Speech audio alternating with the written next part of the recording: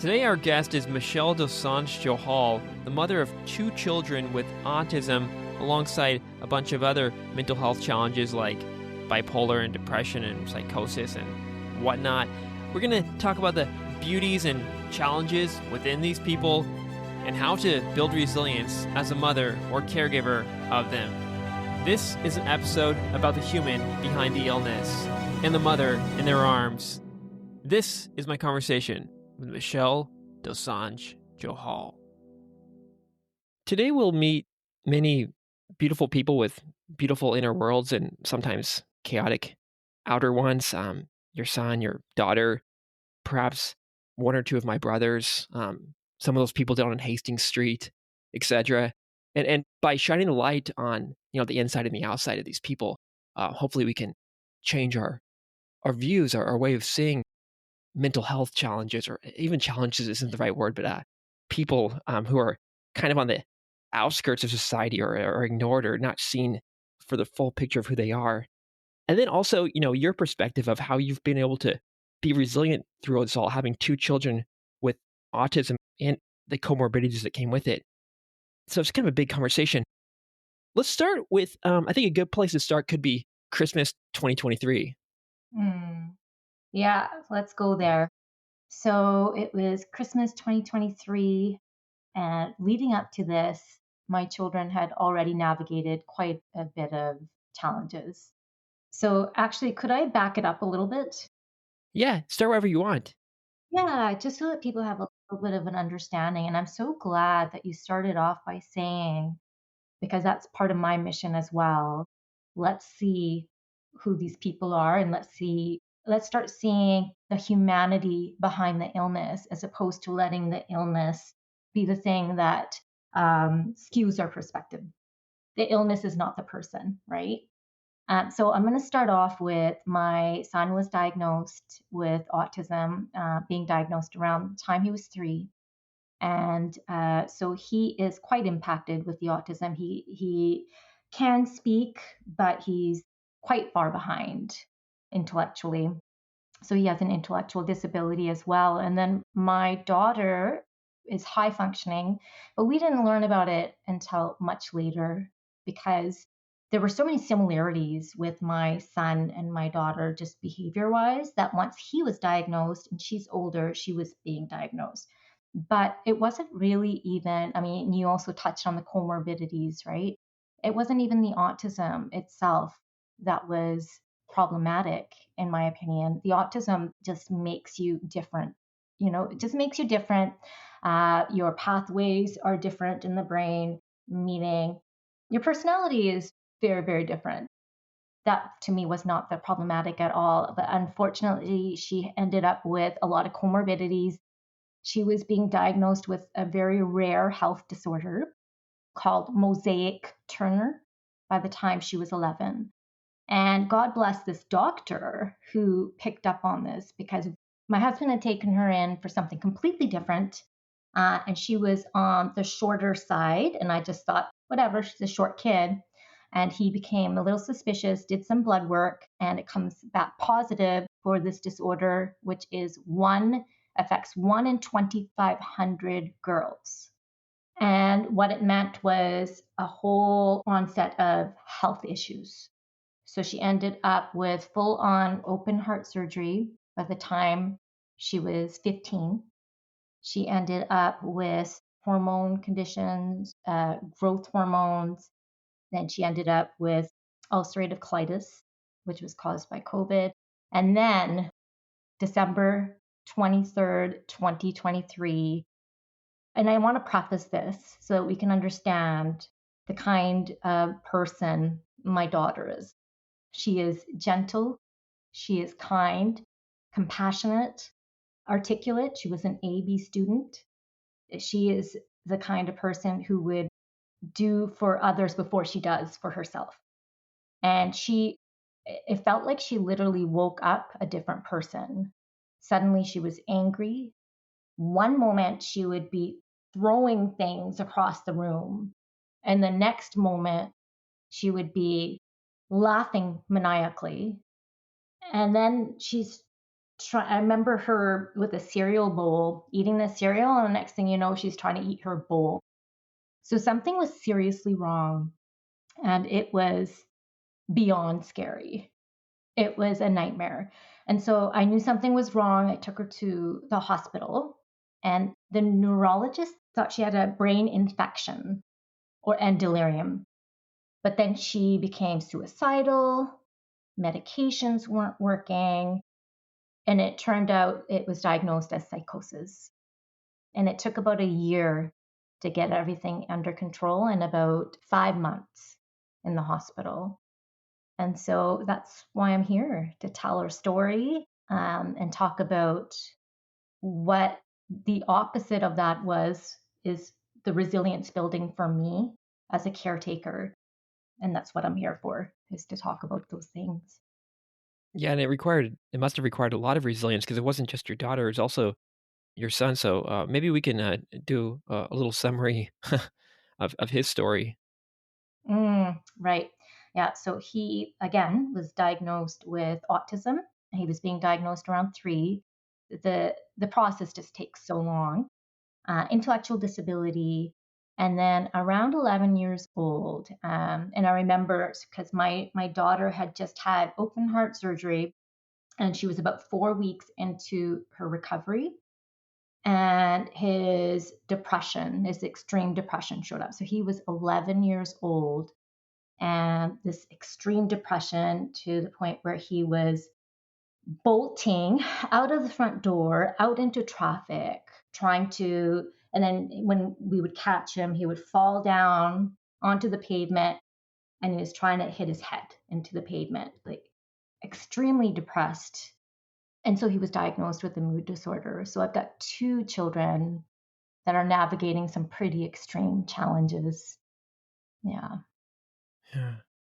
This is my first time talking about, well, I have 9 brothers and sisters, but I've talked about one of my brothers a lot. He's come up on this podcast quite a bit. He's bipolar, he's homeless, and all that. But this is other character, this person in my family, he's always in the background of the whole thing that even as brothers and sisters, we kind of just forget about because he's sort of I don't know, we sort of saw him as he's different. He's severely autistic. He he's nonverbal, but he does have, maybe 10 or 20 words or something like that. But he would also bolt out of the door completely naked, just running down the street, all that kind of stuff. There's so many crazy stories. Halloween, one Halloween, he would go trick or treating and bolt inside the people's houses and running through the houses and stuff, and just all this. But again, reflecting on this last night as I was preparing, I was thinking, oh wow, what remembering all the beautiful parts of him that we were so annoyed at, him creating this chaos, spilling milk, the whole refrigerator onto the carpet and throwing things at the wall, and just having this insane 3-hour intricate bedtime routine that would, require my dad staying up till 2 a.m. or whatever. So there's all that, but there's also the times of like you said, the extreme kindness, like when he could sense very clearly when my mom was sad or upset or something, and he would start crying or something, or just very empathetic. But again, I feel bad, as a child for being like treating him as this sort of Frankenstein or something. Um, I don't know. It's just you get annoyed as a brother and sister, but now I'm like, oh my god, now knowing what I know about mental health and just what's going on is like, oh my god, I'll give him extra love, give him a big hug, and so it's a bit sad, but I guess I'm trying to highlight, yeah, mainly this point of, yeah, he would cry and he would like kind of comfort my mom, even though he couldn't speak, and that we were kind of treating him not badly, but subhuman or something, because we're just these selfish little assholes. So yeah, maybe you can have some comment on this or your reflection, or like maybe share some of the beautiful love, energy, or whatever that's inside of your son or daughter. Oh my gosh, yeah, yeah. And first of all, I think we need to have a little bit of more compassion towards ourselves, because you were a kid. So, you didn't know better. And once you knew better, you did better. But I agree, there is such a beautiful side. And this is one of the reasons why I also have taught special needs, is because there's this real purity and this real beauty within, and innocence, and often kindness within their soul, and that's why I loved to be around kids with neurodiversities and whatnot because I could feel that, I just and they don't use the word special education without reason. I feel like these people really are truly special and they come here to teach us a thing or two, like I think my son taught me unconditional love, right? Love without conditions. So before I had kids with, autism and these other health challenges, I had these conditions that I thought like, so I went to university and I studied hard and I was an A student. And so my kids are going to go to university and blah, blah, blah. And guess what? I end up with a son with an intellectual disability. He's never going to graduate, let alone go to college and university. And I learned that that was okay. And I learned that love doesn't have conditions, And so, what more, there can't be a more beautiful purpose than come to earth to teach the rest of us about unconditional love and those kinds of lessons.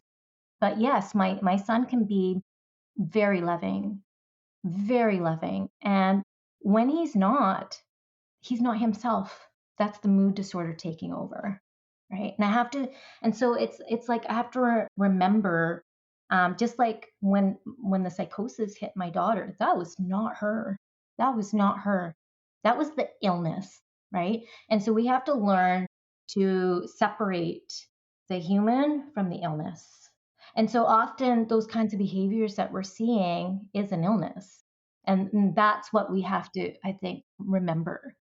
And so it brings us back to seeing the humanity behind it all. Yeah.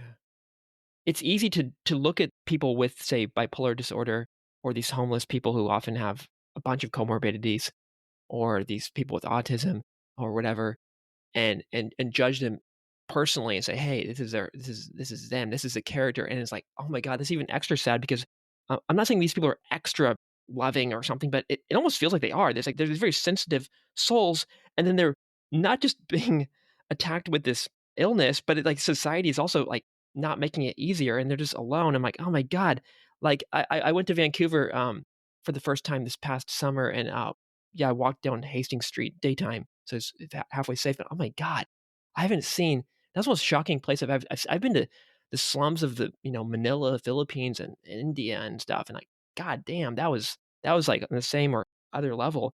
But I didn't feel scared. Maybe I should have. I just felt, oh my god, this is how do we let this happen? How can we not? This is not acceptable. It's like I mean, I'm not going to liken it to some war crime or something, but it's like, god dang, is this even allowed? Can't we help them out? Again, it's a very difficult problem that requires like all kinds of changes in education and healthcare and money and stuff. But and look at my brother. My brother's living in this park full of there's a bunch of these other characters like him, and they're all very nice people, but they've all got some kind of mental illness, largely something with some kind of psychosis or mania. Yeah, and then my brother, the neighbors might see him flinging poop over their fence into their pool, but I mean, that's not him. Maybe it is. I don't know. Maybe he's just a little dick.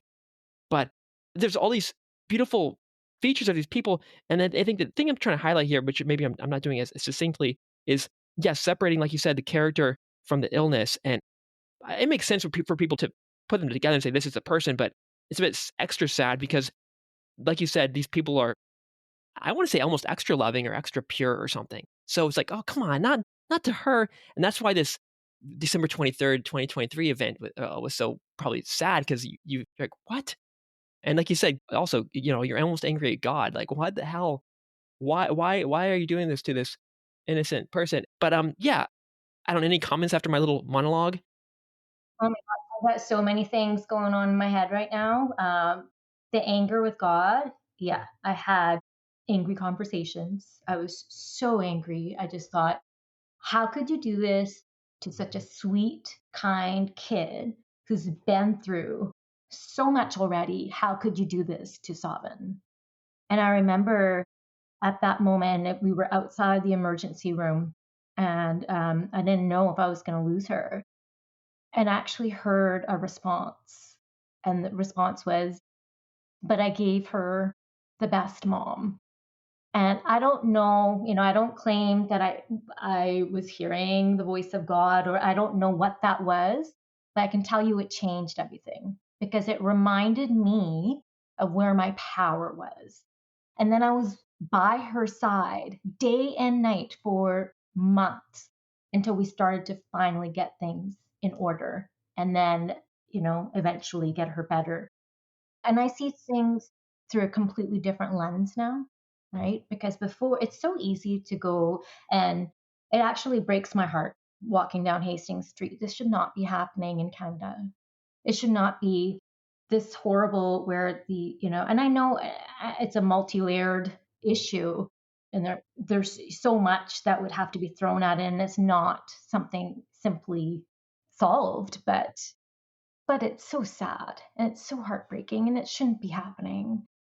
I'm sure a lot of people will walk down the street and go, oh my gosh, but they're this or they're that, and make all these judgments. But honestly, I wish people would just see that mental illness can come for anyone. And the statistics will show that 50 to 70%, depending on where you're looking at, of people that are on the streets have a mental illness. So that's up to 70% of these people might have a mental illness. And mental illness is not selective. It's not going to be like, oh, that's a bad person, so I'm going to choose that person. No, we can't judge that. We can't judge that. It'll happen because it's an illness of the mind. Maybe someone's genetically predisposed, or there could be some other factors, but you do not know if that's meant for you. And so we can't judge it. We can't judge it. And we can't judge these people. They're just dealing with something that is, and as a caretaker, seeing the other side, it's a nightmare what these people have to deal with in their own minds, with their own depression and their own. Sometimes some of these people are hallucinating, and they really think that people are out to get them. Can you imagine living like that? You know, the everyday battles are hard enough to deal with, right? Just like going to work and being burnt out and feeling the normal stresses of life. That's hard enough. But can you imagine what some of these people must be dealing with to feel that low? And then they don't end up getting the help that they need, because often, if you are in a position where you're unfortunately dealing with psychosis is going to tell you that that people are out to get you, that the nurses are trying to kill you, that and all these things. So you're not likely to want to go to the hospital unless you have a caretaker who is going to be willing to call the cops, or have you certified, so that you end up having to stay at the hospital until you're better. And unfortunately, a lot of these people don't have that anymore. They burnt their bridges, or they're, at an age where they don't have that anymore. So there can be so many reasons why they're out there, and we need to start coming from a place of compassion instead of judgment. And that's the first step. Yeah. Instead of having the stigma. Let's go back to the point about autism. You earlier said that actually autism was not the problem, and I do agree. It's just like yeah, there are problems, especially functioning in society with this, because it involves like you're acting differently around people. But sometimes it's kind of cool. It's, oh, this person's interesting. They're a little different. They're a little weird, and there's different spectrums of this weirdness. So I can maybe I kind of I don't know. Not that I like autistic people, but at least they're interesting. So that's not the problem. It could be for getting a job or getting a girlfriend or all these kinds of things. And of course for people who are very low functioning and they've got no words or language or something, that's okay. That's another level. But yeah, autism is not really the problem, and so maybe you could dig more into that. Right. So when I first told my daughter, I remember the conversation that I had. So she was about 9 years old, and we were on a beach in Maui, and we're like overlooking the ocean. And I explained it to her like this. So I was like, sweetie, you know how autism is a huge spectrum, and there are people who, might be low functioning and they might not talk at all. And then there are people like your brother who are kind of in the middle, mid functioning. And then there are people who are, geniuses, and might have gifts like Albert Einstein. And I said, well, you know how we talked to the doctor recently? Well, the doctor said you have high functioning autism. And I'll never forget her response. Her response was, "Oh, I guess I have the good kind then," you know? And that is the power of perspective. And so she was always very optimistic, but it's also the truth, and we forget that. There can be gifts with autism as well. There are so many high functioning, like you talked about, quirkiness and whatnot, but there's also so many gifts, like because a lot of people with high functioning autism are able to have that fixed interest and they're able to just focus, have this intense focus, and that leads them to developing certain gifts. Yeah, and I've seen it again and again as a teacher as well. But with that intense focus also, not that the sensory overload is necessarily, the other side of that coin, but it often is where there's a dark side to or a challenging side to that intense focus or, ability to, like, go straight into something. But yeah, that's just one idea. You can scratch that one. Yeah, what are sort of the challenges for your son and daughter? Yeah, I mean, the challenges are social, right? And to be able to connect with people socially. And then, like, my daughter will often take things very literally. And so, those are the pieces that you can teach. But for the most part, it's the mental health. And that's the one thing that people don't realize will often come with the autism. So it's not necessarily the personality differences, even though I'm not saying that for some people it's not a problem. For some people, it is more of a problem than others. Autism presents itself in a very unique way within every individual. And that's what we need to remember. And for some people, maybe it is a problem. But for me, the way I see it, it's not the personality. To me, that's the issue. For me, it's the comorbidities of the mental health pieces. And unfortunately, my kids were hit by, pretty hard and severe mental health and mental illness pieces. Some kids, it might be anxiety. Some kids, it might be OCD. But often, autism will often come with some sort of mental health piece. And that to me is where the difficulties lie. How about your experience as a special education teacher? Were there some things that these children or some of these children taught you that some extra lessons or experiences or that touched you and changed you? Yeah, I mean, honestly, it is just, again, comes back to the unconditional love piece. And also, they're just so pure and innocent in a way. I mean, they'll just say whatever's on their mind. A lot of the children that I worked with that were special needs were operating at a lower intellectual level. And so they were just very, very innocent with what they had to say and very, very kind. A lot of them just were very kind and very pure. Yeah. And your children probably think you're invincible, just how I thought my mom was invincible. Like, so I just, she can handle it. God, and did she handle it with the whole man? So yeah, should have been nicer to her as well. But again, you're a kid. Be nice to yourself. Forgive yourself. You were a kid. But anyway, my point here is, yeah. Let's get to the resilience point. How did you? You're not invincible. You had to get through this somehow. Yeah, there's something inherent of being a mother where maybe nature just pulls you to do it to survive, to love them. But there are other parts of this. So maybe we can get into your sort of system for going through this. Right. Yeah. So what I was doing all along, I mean, I'm also a big nerd. So throughout the years, been researching all the different methods that are positive for mental health. And I'm passionate about it, and it makes sense because in my mind, resilience is the opposite of mental illness, right? And so I'm fortunate enough that I don't have an illness of my mind, so I was able to use strategies to build resilience, right? And it's different for me than someone who's dealing with the extreme, challenges that someone with an illness is dealing with. But I had been putting together all of these strategies, and so I put it together in a framework, realizing this is what I'd been doing all along, just to build my own resilience. And I put it together in a framework called FAST, to feel better fast. And the course that I created was called Make Stress Your Bitch. So yeah, that's the acronym. It's FAST. the F part of the framework is I was realizing that we can't pretend like we're not feeling a certain way. So you have to feel. So F is for feel. And we need to feel and express emotions as they come.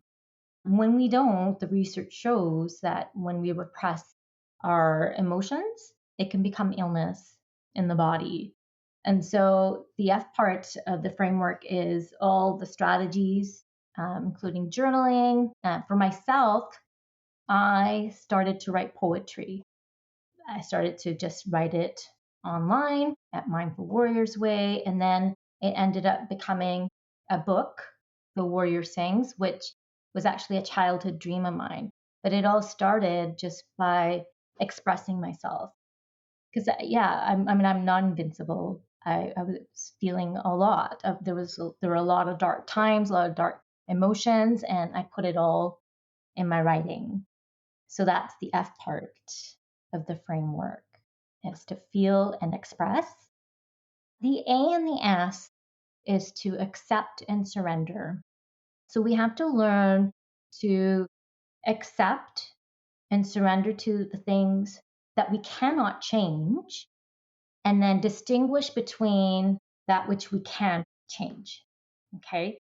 I'm not going to be able to change the fact that they have autism. They have the illnesses. My daughter's diagnosed with the Turner syndrome. There are certain things that I cannot change. But what I noticed about a lot of parents and caretakers is they were sitting there causing a lot of resistance and just wishing that it wasn't here, wishing it wasn't this way, or wishing that their kid's intellect was up here when it's down here, and comparing them to neurotypical children or whatever it was. And it was causing a lot of suffering.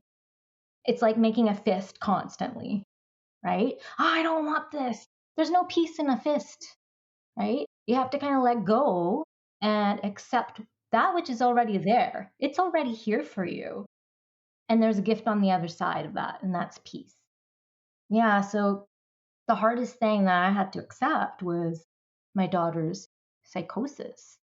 And it was about the third time I had to take her back to the emergency room when she was becoming suicidal and she was trying to run away. And so they would have her in restraints.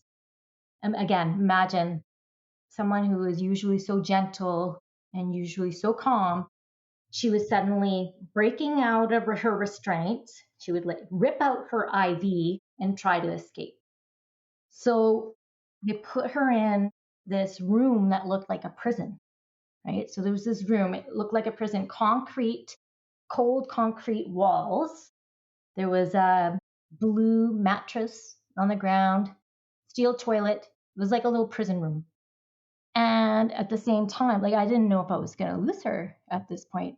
And so it was our in the middle of our worst moment, in our worst hour. She was sleeping on the mattress. I sat there and I surrendered it anyway. And I remember having another conversation with God. Okay, well, I guess this is it. You've given this to us. So I guess this is just what I'm going to have to deal with. And I felt this like release, like this release of this pressure. And I sat there and I meditated, and there was actually a moment of peace, which I thought was insane. How could you be going through your worst hour and feeling a moment of peace? But the peace was in the acceptance and in the surrender and not suffering over, those things in my own mind. And I'm not trying to under highlight your pain and suffering, but it is kind of nice that the universe or whatever kind of forced you into this beautiful direction of, okay, I have to focus my life on love because, people on their deathbeds or whatever, often we say, oh, that's sort of like, that's the way to go. And all the really happy people are like, oh no, that's the way to go. And to not get distracted by these other things you could have got distracted in with your life. I don't know, like, I don't know what you were planning on doing, what you imagined your life was gonna be like, maybe you aspired to be this or that and your career this way or that way. and that could have been good, but now would it really have been better? Well, I mean, I don't allow myself to imagine that, Yeah. because if I do, then that's just gonna create more suffering again, right? That's not what happened. This is what happened. If I fall into what if, then I'm going to fall into victim mentality, and I refuse to be a victim. So this is what came, this is what we have to deal with, and it's what we're going to be dealing with. And that's that. And maybe there's a reason for it. Maybe it's so that I could have this conversation with you, Michael, so that even if I helped one person that's listening, whether it's in surrendering, whether it's in accepting, whether it's in learning to express their emotions in healthy ways so that it doesn't become illness in their body, you know? And the victim mentality is the T part of the framework. You can transform with your mind because your mind is a powerful, powerful thing, right? And so we're not talking about, again, people who are dealing with illness are in a different category, and especially if you're going through something serious, you need medication. I've not heard of one research case of someone with a serious mental illness, whether it's schizophrenia, bipolar, some sort of psychosis, some sort of severe depression that comes with psychosis or something, being able to heal themselves without medication. And so that's the other part of this conversation, is not shaming people who have a serious illness and need medication from taking that medication. But those of us who are not dealing with that are we're in a different category here. We can train our brains. We can train our minds, without the use of medication. And I mean, not that I'm one to say who should and shouldn't use medication, but it's possible to use strategies to strengthen the mind. Your mind can be, so it's like Sarah Al-Madani and some other people, David Foster Wallace, have said your mind can be your master or it can be your servant. So often people will allow their mind to be their master. And that's when the thoughts are just coming and we're just believing them. We're believing whatever kind of subconscious programming is happening, and we're letting it take control of our narrative and the story of our life. Or you can start to go examine the thoughts, right? It's like CBT. So the thought comes and you go, oh, wait a second, is that really true? I had this thought. Is that really true? No. This is probably programming. And that's all anxiety is. Anxiety are thoughts that will come to us that are not true, but our body will believe it as if it's true. And then we go into this flight fight mode. The mind is a powerful, powerful thing if you learn to take control of it. Resilience. I think that's what I was trying to get at earlier about that other possible world question is, I don't know. I think there's something nice about just surrendering to the reality of what is. And yeah, we want to control our future and our life. But oftentimes we're wrong about what we want or where we think we want to go. And so when things happen, yeah, you use your mind and try to be like, okay, let's change this. But it's not just your mind. You're tapping into your feelings. You're tapping into something that's, I don't know, beyond the senses or something. You're like, ooh, maybe you call it God or something. And you're like, like my mind tells me, let's go this way. But the reality and my body and all this stuff, whatever this feeling is telling me, go this way. And so it's like, even if that's irrational or it's wrong, it just feels nice to kind of go that way. So, and not that I say we should like let go of our life plan and goals and stuff, but things often don't go the way we want them to go. And two is like, are we really the best person to decide where our life should go? Right. Well, I mean, there's going to be some things that come into your life regardless of whether you've asked for it or not, right? I mean, I don't think that I'm consciously sitting here as Michelle asked for children with extreme challenges. This is something that maybe, like, if we were going into a spiritual conversation, maybe it's beyond me as a person, right? Maybe there's something to do with my soul having, a soul contract and all that kind of stuff. But like Michelle here did not ask for children with extreme challenges, but this is what I have, right? This is what came into my life. So now that it's here, what am I going to do? Am I going to sit here in suffering because I wish that this wasn't the case, or am I going to have to accept the fact that this is the case so that I can figure out how to wisely channel the energy that I have?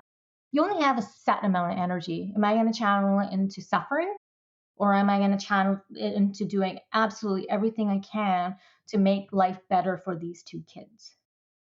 And if I fell into victimhood and I fell into suffering, I wouldn't be able to be the mom that I am today.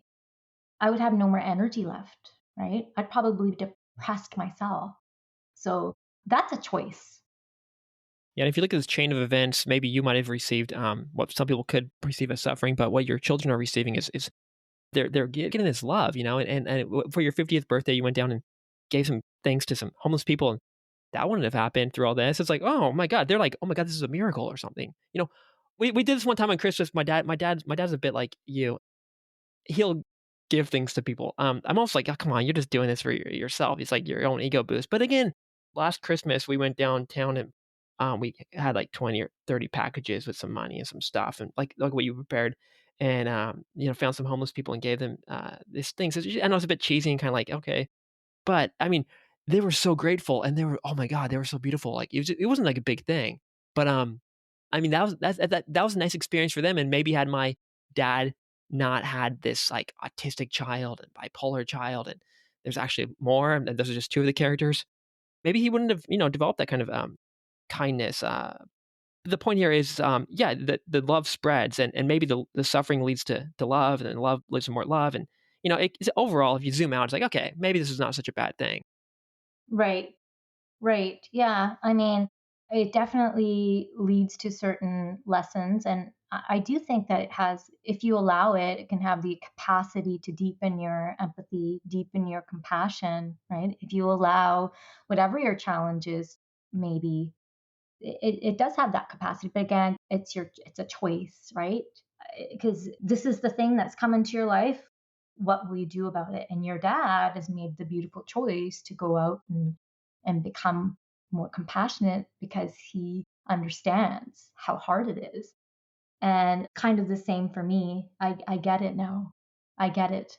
It wasn't a choice, right? These people on the street aren't making a choice, right? If they have an illness, they're not making a choice to be homeless.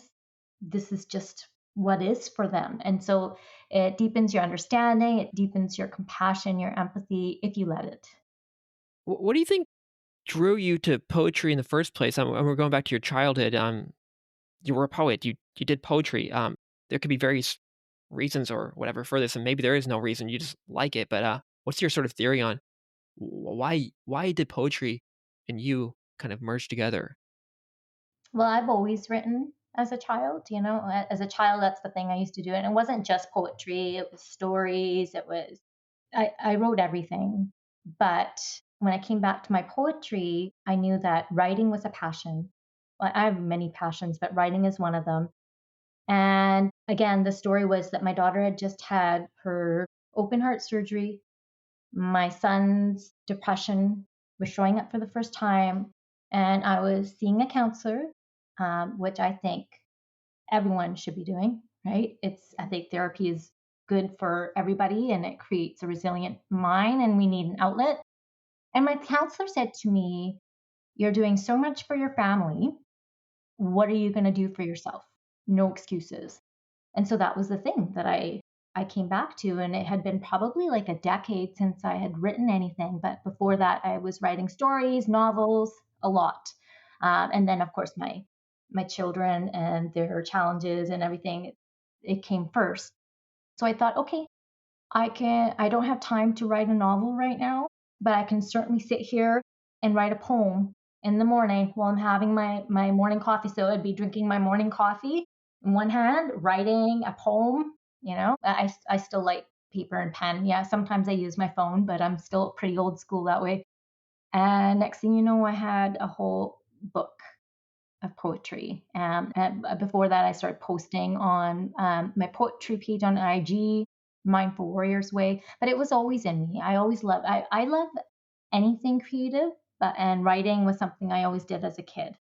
And so what I would tell people is think back to when you were a kid, right? Because often what happens is when responsibilities take over, we forget the things that brought us joy. We forget the things that we were passionate about.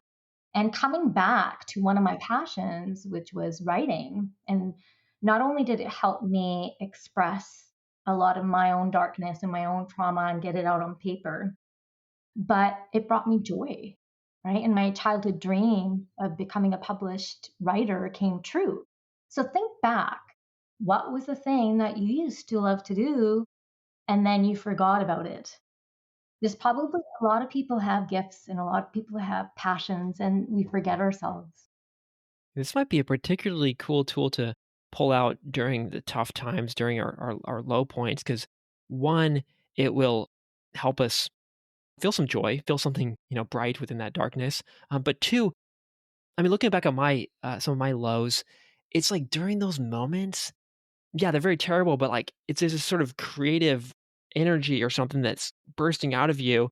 And so if you pair that energy with your passion for this thing you had as a child, not only will you sort of feel that joy from the act itself, but that energy itself might push it out in like even more powerful forms. That the content might just be more beautiful. That maybe you couldn't have written this in happy, peaceful times. Right. Yeah. There's something beautiful about it, right? It's like transforming and alchemizing pain into art. And I feel like, yeah, everyone can do this, whatever the art form might be. It doesn't have to be writing. It could be, dance. It could be acting. It could be anything. And you don't even have to be an artist. You could do this with any kind of gift. You can pour yourself into academia. You can pour yourself into a sport. So it doesn't even have to be art. But yeah, you could definitely alchemize the pain into something beautiful. And you eventually left or downsized your hours from your special education teacher job. What happened there, and, what did that allow? There was so much going on at the time, Michael. It was the year that my daughter was dealing with her psychosis, and so she had just come out of the hospital for the first 2 months span. My dad was really ill, and he passed away that summer. And I was going to work to this very toxic workplace. So I love those kids, but there was a lack of resources with special ed, just like with mental health. That's why these people are on the streets, and there was just a lot of toxic drama happening between adults. And I just thought to myself, really, like with coworkers, and I thought something's gonna break, and it can't be me because I need to be there for my family and I need to be there for my kids.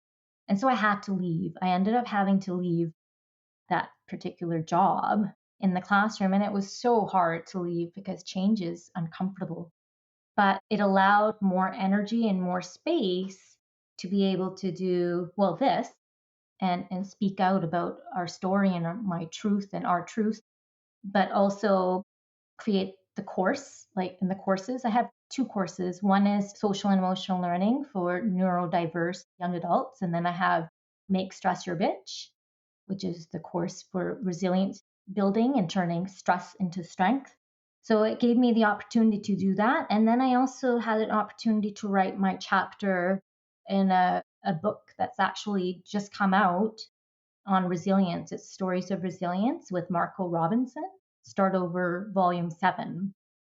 And I wouldn't have had the time or the energy to do any of that if I had just stayed in a job that had become toxic. And we've touched on some of the, resilience building, framework, that FAST stuff that is part of your, Make Stress Your Bitch program, but I'm curious about this, social emotional learning course for, young adults that you have. Yeah, so I had the privilege of being the social and emotional learning teacher in the Surrey School District here for a year. And so I was able to learn lots of different programs and strategies, and I kind of merged and amalgamated a lot of these different lessons and put them together in a course of my own. So it's basically emotional intelligence building, and it's basically things like working on your anxiety, empathy building, mindfulness. Yeah, so it's just a whole bunch of different strategies that are for regulation and emotional intelligence building.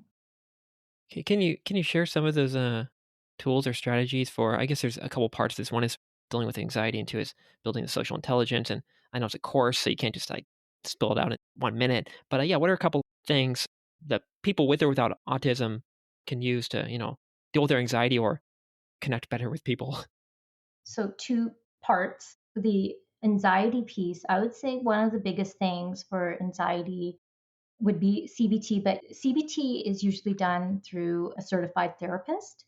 But there are some pieces that you could still learn.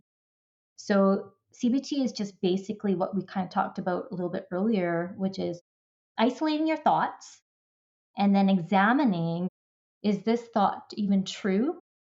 Is this thought serving me or not? And so learning that process, because anxiety usually is exaggerated thinking, which then your body has a response to. So your mind is linked to your feelings and your body, right? So everything's linked. So CBT, I would say it's done through a therapist, but you can do some basic level on your own. And mindfulness is a huge part. So, right, deep breathing and just learning presence. Because again, then you're getting out of those thoughts which aren't serving you. When we come back to the present moment, most of our anxiety is about the future or something that happened in the past. So, when we're in the present moment and we're deep breathing and we're calming our brain, then that anxiety will usually leave us. So those are two pretty big strategies for the anxiety piece. Well, it's almost time for you to go pick up your son. Maybe before that, do you have a favorite poem? I guess you don't. It's like having a favorite child or something. Maybe not a favorite, but one that you would like to share, and you can read us one of them. Let's see.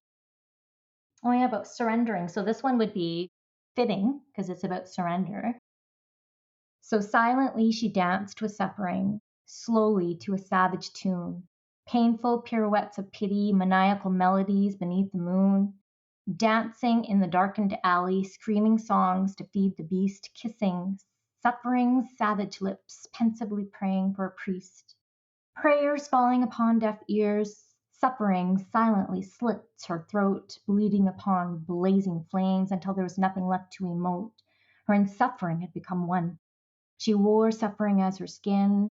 Fleshly pains were all but done, fleshly pleasures were but remiss. The flames could no longer touch her flesh. They'd already devoured everything. The blood had drained every ounce. Now she rose with darkened wings. Now she danced a different tune, whilst others watched and all but wondered, whispering, wondering, curiously chattering about the glorious spell that she was under. Metamorphosis is magic. When darkness merges with the light, rising, rising, our daunting dancer surrendered serenely to the fight. Yeah, thank you for this conversation today, and for sharing your stories, your experiences, your wisdom. If people want to connect with you, yeah, where do they go? So they can go either to Instagram, Mindful Warriors Way. I also have an account, Mothers of Mental Health.